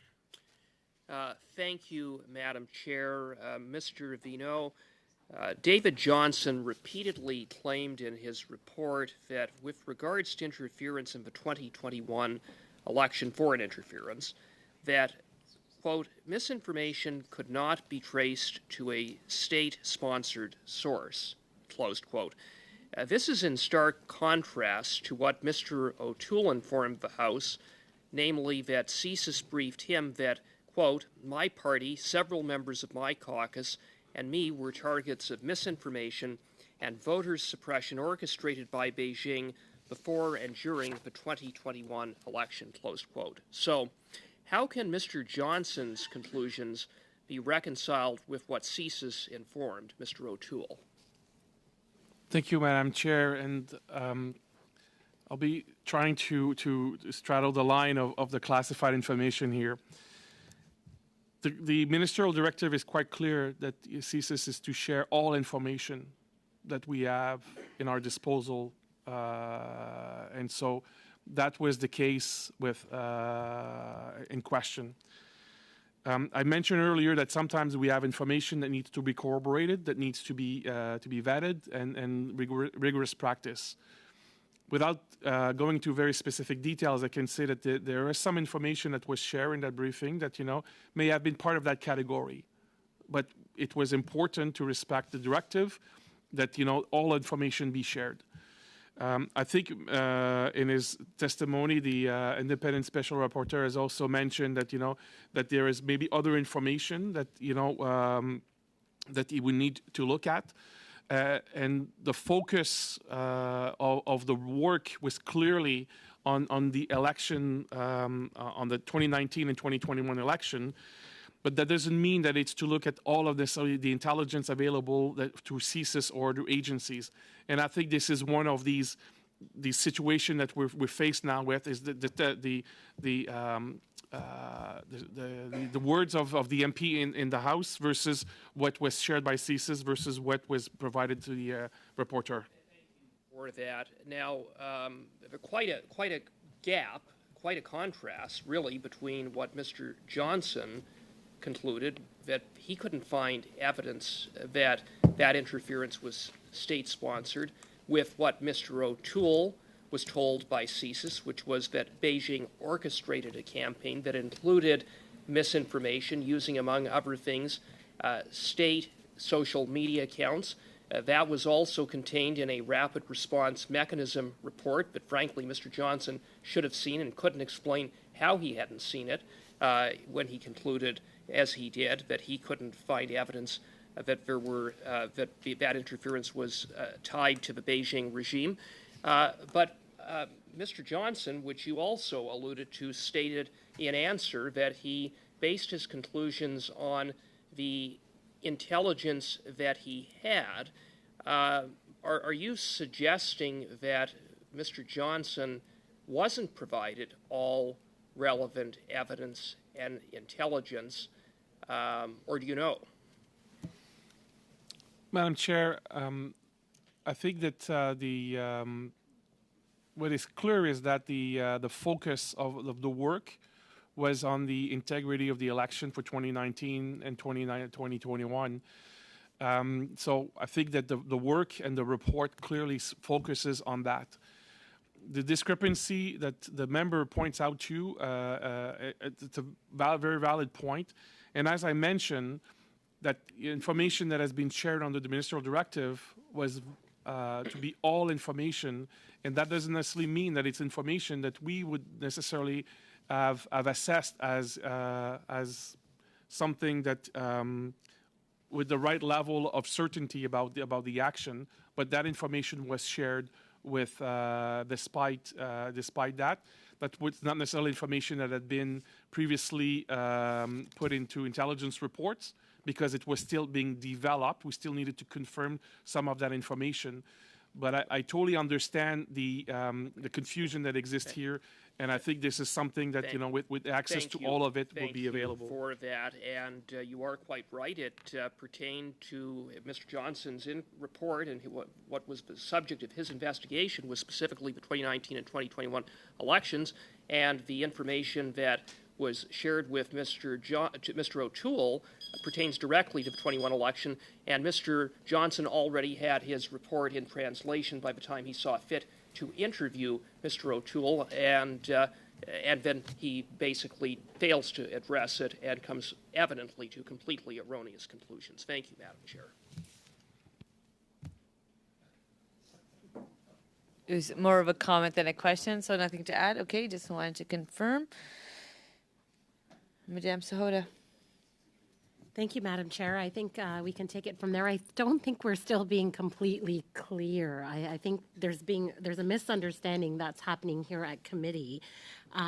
You had just said that just because there's intelligence, and going back to the issue of the briefing that was given to Mr. O'Toole, if CSIS believes that the source or origin of misinformation or an orchestrated campaign or whatever you would like to call it, believes that it may be linked to a foreign state actor, does that make it so? Is that evidence that is absolutely linked to that foreign state actor, or could there still be a possibility that the actor may be here in Canada that is spreading this misinformation or orchestrated campaign? Do you have clarity on that point?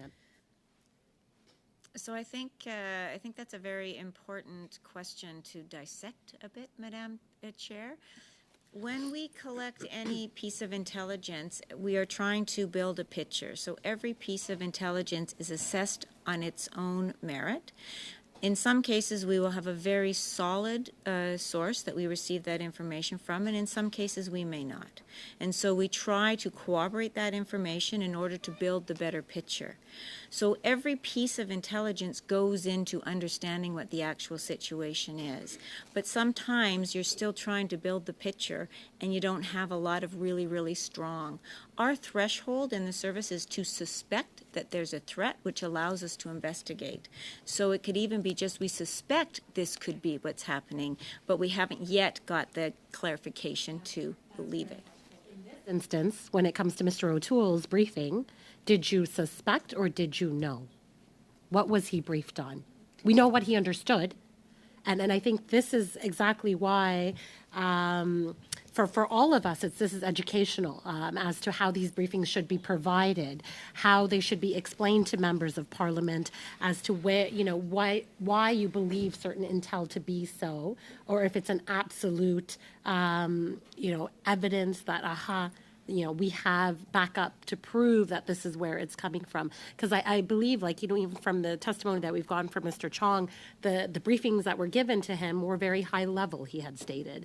There wasn't a clear understanding or a clear picture of what was trying to be explained to him in the earlier, some of the briefings that he had gotten, before the news reports had come out. So in this case of Mr. O'Toole, we know what he believes, but did CSIS inform him that you believed that was the origin of where the information was coming from, or that you had evidence, solid evidence, that that is where it was coming from? And therefore, is David Johnston's conclusion, in your opinion, could it be still correct? Madam Chair, a couple of comments, if I can, on this. And first, maybe just to correct the record, it has been mentioned in media and other venues that the briefing to Mr. O'Toole was provided by me personally. It's not accurate. It doesn't make a big difference, but just to correct the record, it was done by very senior CSIS officials. That said, The very specific details of what was shared with Mr. O'Toole, unfortunately, are classified, so I cannot provide you with that level of specificity, Madam Chair, to the member. However, what I think is clear, as I mentioned earlier, is that we provided all of the information we had, and that includes information that, as my colleague, Ms. Henderson, mentioned, that may still needed to be fully validated. And so that is why these discussions about intelligence matters sometimes require a lot of very specific discussions and details, because those nuances are very critical to not create confusion. And unfortunately, we do have some of this at the moment. And so all of that evidence that's pertaining to this briefing and the evidence that led you to believe, or whoever briefed Mr. O'Toole, the information that was gathered, that was all given to Mr. David Johnston? Madam Chair, as I mentioned earlier, a lot of information was shared with the Independent Special Rapporteur. However, the focus of his review was not to look at each and every specific instances of members, and so some of that information would not have been, part of the specific work of Mr. Johnston.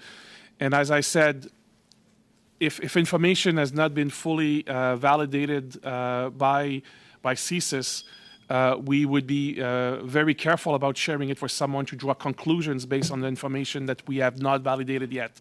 And that, I think, explained a little bit the situation that we're in now and some of the confusion that exists in the public domain.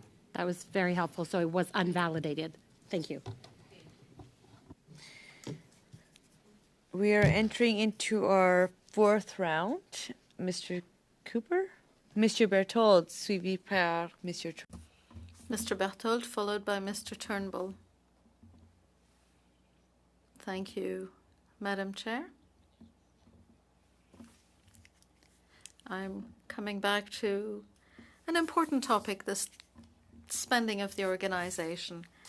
CSIS's budget was 676 million in 2020.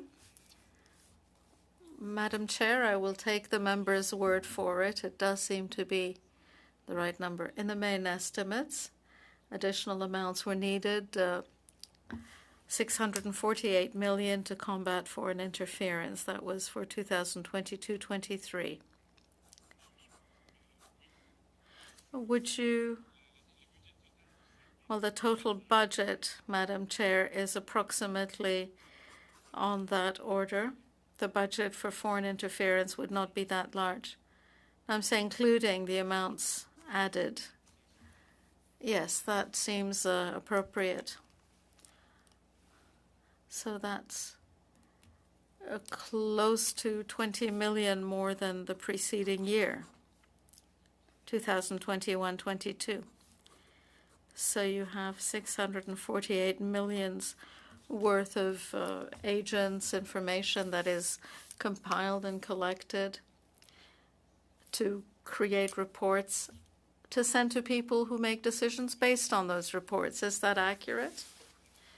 That is the work of an intelligence agency. It includes that, yes. But that spending also includes other areas of spending. But that is the main objective of the agency, or the main purpose of the agency, to obtain, compile, and analyze information, yes. I was surprised to hear that information from the RCMP falls into a black hole, so the government of Canada is, or the country is paying something like 650 million for information that vanishes. We heard this from the Deputy Minister of Foreign Affairs. We heard this from the National Security Advisor, the current National Security Advisor.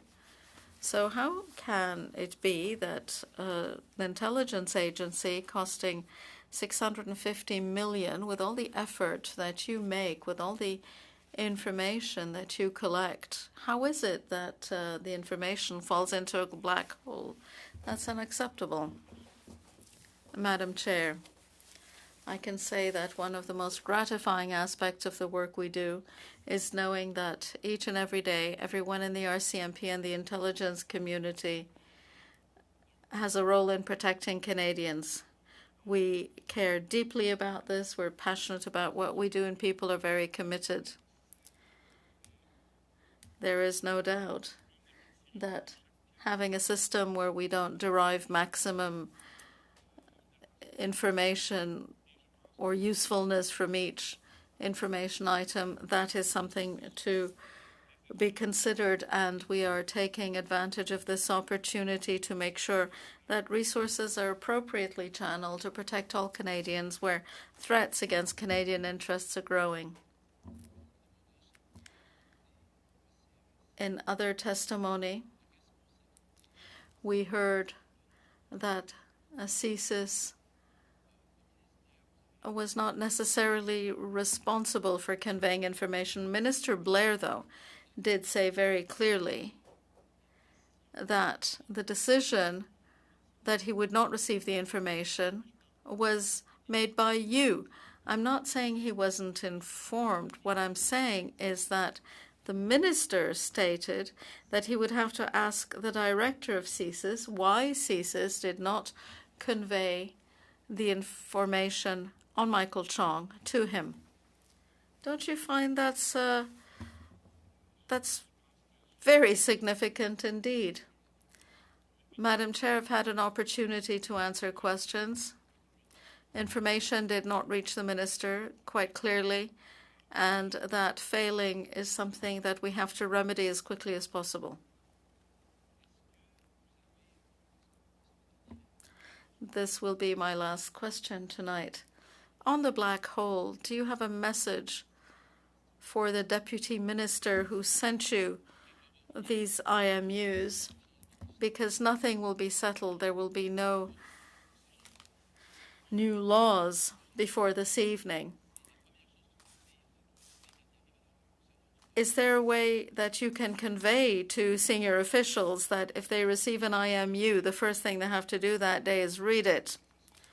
We have to improve our processes as well, since clearly they haven't always been sufficiently effective. I think the basic message here is that the world has changed, threats to Canadians have changed, and we need to do better. I have every confidence in the fact that this analysis has been heard and noted, and that we know we need to work better together to make sure that Canadians are appropriately protected.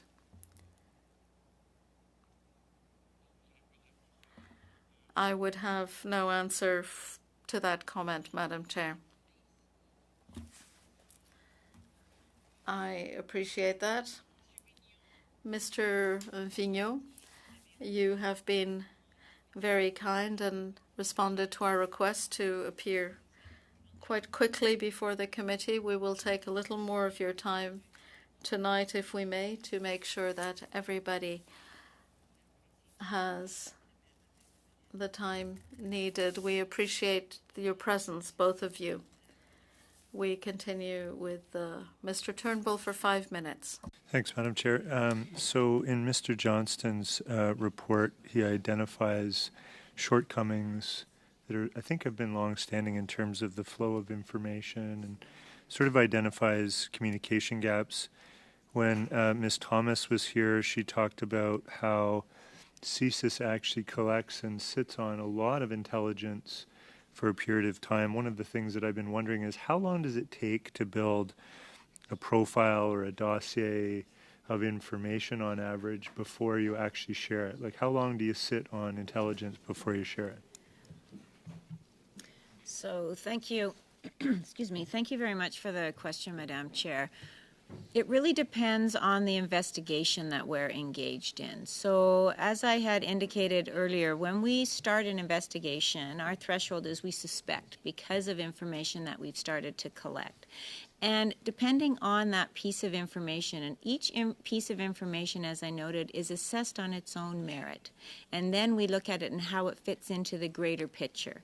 And so it really depends on each piece of information. Sometimes we could get something that we would want to share out right away, but sometimes it will take a little bit longer because it hasn't hit the threshold of being validated.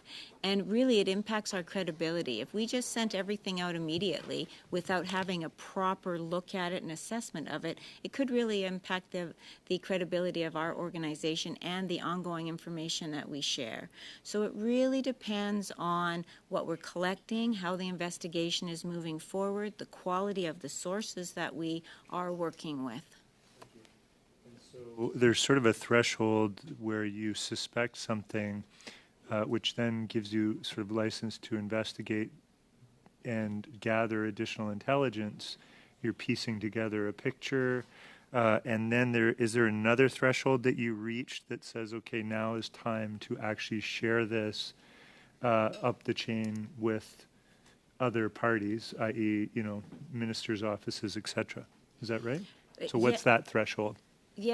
Yes, that's right, and it really, as I indicated, it depends on the seriousness of the actual threat that we're looking at and the amount of information that we have to sort of support our assessment of the seriousness of the threat. And one thing I would also add is when we're doing an investigation, we begin with the building block pieces on the suspect.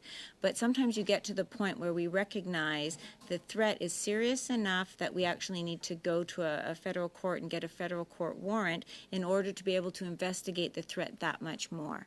And so as we're going through the process in each investigation, it depends on where we're at in the investigation, at what point we start sharing that information.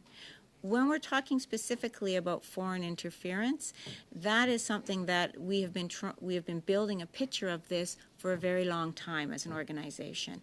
And that's why we have been trying to push out a lot more information, and we have also been speaking a lot more publicly about this because of the fact that it is a very serious threat that we're facing in our country. Thank you. And what is the sort of mandate and accountability for briefing deputy ministers and or ministers that CSIS has? Because I assume within the CSIS Act, you may have very specific accountabilities and a mandate that says when you hit a certain threshold, you've got to communicate that, and maybe there's a protocol for communicating. I'm assuming that, but maybe you can clarify. Oh, that's a very interesting question. If you'd like, yes. So, Madam Chair, just because often I mentioned earlier there are two different ways we share that information. One will be with intelligence reports, raw intelligence, and assessed intelligence. But also at the deputy minister level, I sit at a number of different deputy ministers' committee where some of that information is shared directly. References are made to specific reports to tell people you should take a look at this information. It's of relevance. The National Security Intelligence Advisor said, with some of those gaps that have been identified recently, she's put in place a new process where we are meeting weekly on to discuss specific reports that have been flagged to make sure that the level of awareness is there and that actions can be taken very quickly, directly. So it is not just a single way of sharing, and it's also not defined in the CSIS Act to also answer the question of the member. It is more based on professional expertise. Fast. Very fast. Based on what you've said, it seems to me that the source of CSIS leaks that we've experienced over the last few months seem to me to be particularly problematic if they're coming out and haven't been corroborated and verified and gone through the process that you just described. Would you say that is the problem with how things have been spun in the media, that it seems to me that they've been taken out of context? Madam Chair, I think a couple of points, if I can. The first one is that intelligence professional and people of CSIS take their work extremely seriously, and those leaks have been damaging to the morale, reputation of the organization. Investigations are ongoing. I think I really hope that soon there will be information that will be public. Individuals may or may not be from CSIS. It's clear there was information from CSIS, also from the Privy Council office. But I do believe that it is important to have a specialist to be able to help people to understand and contextualize the intelligence to put it in the right context. Thank you, Madam Chair. Thank you. Madame Gaudreau. Thank you, Madam Chair. Two quick questions. Many of my questions have been answered, and I see we have a lot of work to do. In many countries, there are 2 intelligence agencies. For example, in France, there are 2. We know the FBI and the CIA, MI5 and MI6. Is that where we should go? Do we need an intelligence service for national issues and one for international issues?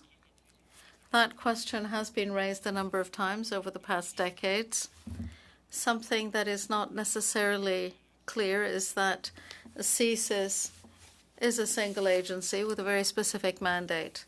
But when we compile information threatening Canada, there is no geographic boundary. We have agents around the world that are based both temporarily and permanently elsewhere to do the work that's needed. There is an international component to CSIS, a significant one.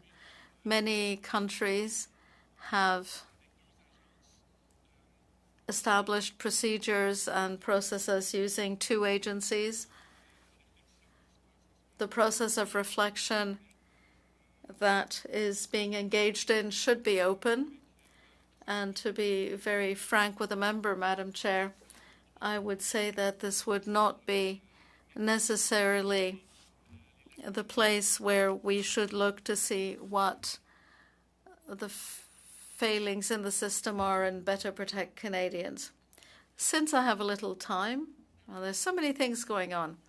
My question is to Ms. Henderson, because in a different meeting, you said that there was a great deal of information on the internet that made it possible to gain a better understanding of issues and make decisions.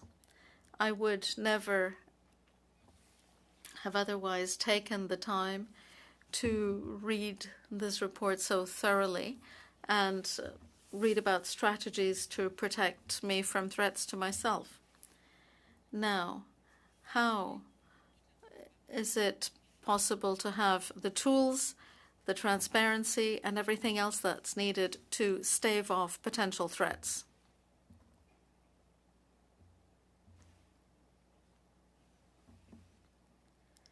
Thank you for the question. The first part is actually the awareness piece, and I think that's what we're starting to have that conversation in Canada. So the first part is making sure that you understand that, one, because of who you are and the position that you have within the government, that you are somebody that they would be interested in. And I think Canadians on a whole, we don't really think that people are going to be interested in us and trying to get access to us.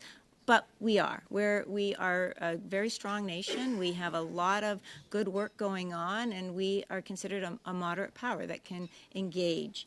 And so people want to, or hostile states want to have access to you and be able to know what we're thinking and see how we can influence, how they can influence us. So I think that's the very first point, is just to be able to be aware. And then you start, and it's not to be fearmongers, but it's to be aware and to understand what's going on around you. And then you move from there into understanding, making sure you've got proper protection of your systems, making sure if you see anything, you report that and have those conversations and discussions. So it's an ongoing evolutionary process. And the more that we all learn, the more that we can better prepare ourselves and protect ourselves including yourself, including the members in your office. It's not just you, it's making sure the people in your office are all aware and can protect themselves as well. And then that's where we start from. And as we gather more information, we can get to the point where we can bring in the police, we can get to that point. But it starts really with each of us as an individual recognizing that people are interested in us and will try and get access to us. Thank you, Madam Chair. You gave me more time. There was a lot of interference. It's hard to focus at this time, so thank you. Yes, next time I'll take back those 2 minutes. Oh, no. I think there was interference from everywhere. Thank you, Ms. Blaney. Well, thank you so much, Chair. And I just have one question. There's been discussion and testimony from both of you today about the intersection between consumers of intelligence and receivers and preparers of intelligence. And so one of the things that we've heard is that one of the challenges is around political awareness. So if you're preparing information for a political world, how do you make sure that the information makes sense and what are you looking for that's meaningful?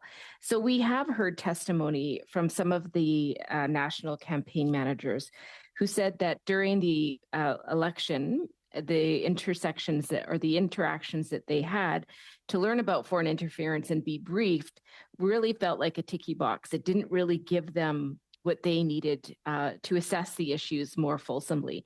So I'm just wondering what work is being done to prepare for the next election and understand how politics works on the ground and how to have appropriate information to guide people to do things correctly and to be able to identify when there is a threat. Madam Chair, I think this is when we talk about threats to our democratic processes, political parties are absolutely critical element. It is very recent through the work of the Security Intelligence Task Force, Threat to Elections Task Force, that this process has been put in place where there would be people with a clearance to receive classified information has been put in place. I listened with interest to the commentary of the political party members who testified, and I think they've shared very important points to say how can they make use of and sense and be able to do something with the intelligence. I think is something that not only CSIS but the other members of the security intelligence community in the Privy Council office who's responsible for that level of interaction. I think it's something that it will be a priority to review and make sure that we all get better to give the information and the ability to use that information. So you're saying it's a priority, but you didn't say if there's any concrete actions that are happening right now to address that, because it seems to me we should always be preparing for the next election. Madam Chair, I can mention the fact that it has been announced by the Minister of Intergovernmental Affairs that the SIDE task force has been stood up for the by-elections that are currently underway, and would say that one of the very immediate action will be to get the report from SIDE and then be able to make those adjustments as required. So I think it's fair to say that it's more work that will be carried out after the by-election, Madam Chair. Thank you. As we have kind of gone past the time, but Mr. Cooper has signaled to me that we would just need a couple more times. We will go to the Conservatives and Liberals to finish up this round. So perhaps 2, max 3 minutes, Mr. Cooper? That would be good. Thank you. Thank you for that, Madam Chair. And I want to put on notice, and I emphasize notice, a motion, and I'd ask that it be taken up next week so that we can have a debate around it. But let me say very briefly, Madam Chair, that until this government does what Parliament has called on it to do 3 times, and that is to call an independent public inquiry into Beijing's attack on our democracy in 2 federal elections, the targeting of sitting members of Parliament, and the intimidation of Chinese Canadians, and the failure of this Prime Minister to take meaningful action to combat it, and indeed evidence that the Prime Minister turned a blind eye to it. This government has a lot of answers, a lot to answer for, and this is the only committee, the only forum in which questions are being asked and witnesses are being called to get to the bottom of Beijing's interference. So with that, Madam Chair, the motion that I will be putting on notice is as follows. That in relation to its order of reference of Wednesday, May 10th, 2023, concerning the intimidation campaign orchestrated by Wei Zhao against the member for Wellington Halton Hills and other members, the committee hold at least 8 meetings of at least 2 hours length between Tuesday, July 4th, 2023, and Friday, September 8th, 2023, on dates to be determined by the subcommittee on agenda and procedure for the purposes of hearing witnesses and considering related committee business. Thank you, Madam Chair.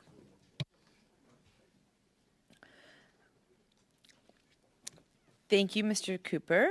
We will take notice of that motion and make sure it's circulated around. I will share that with all of the witness names that have been shared and so forth, we have witnesses for this Thursday.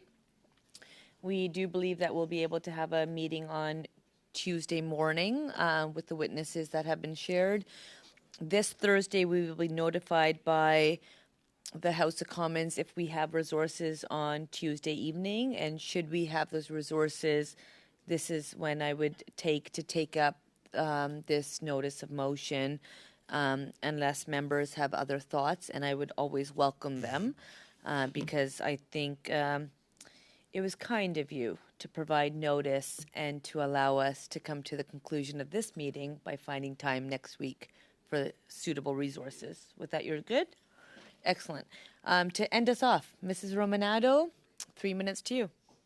Thank you very much, Madam Chair, and I understand we'll be discussing this notice of motion next week. I understand also that Mr. Chong stood up in the House yesterday and said he was hoping that PROC would deal with this before the House rises. However, I just want to get clarity, Mr. Vigneault, because we've been receiving conflicting information with respect to some of these briefings. The motion with respect to the opposition motion in February 2021 ended up flagging the subcommittee members on human rights. An IMU was prepared in May 2021, which you mentioned did not reference the name of or identify Mr.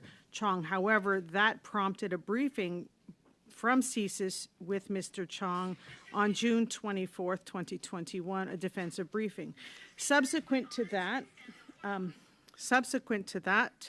Mr. Chong initiated 3 meetings with CSIS, August 5th, 2021, February 25th, 2022, and July 18th, 2022.